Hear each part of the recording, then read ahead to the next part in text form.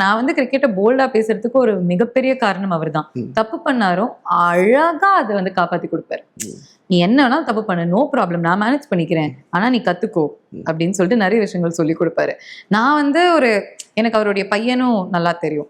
So நான் வந்து என்ன சொல்லுவேன்னா, இப்போ நம்ம அப்ராட்லாம் போகும்போது நான் தான் அவங்களை வந்து ஒரு பொண்ணு மாதிரி பார்த்துக்கணும், வாங்க சிக்கா அப்படின்னு நம்ம வந்து ஒரு ஃபேமிலி மெம்பர் மாதிரி. அதுதான் relationship between him and me. இப்போதான் சமீபத்தில் அவருடைய பர்த்டேயும் நடந்துச்சு. டெஃபினட்டா மீட் பண்ணும்போது ட்ரீட் கேட்பேன் அவர்கிட்ட.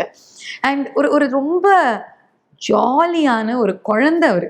நிஜமாவே அவர் வந்து பிஹேவ் பண்ற ஒவ்வொரு விஷயமும் பார்க்கும்போது யூ திங்க், ஐயோ நீங்க வயசுல வளர்ந்துருக்கலாம், ஆனா இதயத்துல ஒரு சின்ன குழந்தை அப்படின்னு.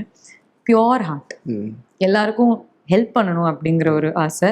ரொம்ப ஜெனரஸ் மேன், ரொம்ப ரொம்ப ஜெனரஸ். அவர் வீட்டுல வேலை செய்யற ஒவ்வொருத்தரையுமே ஒரு நல்ல இடத்துல எடுத்துட்டு போகணும்.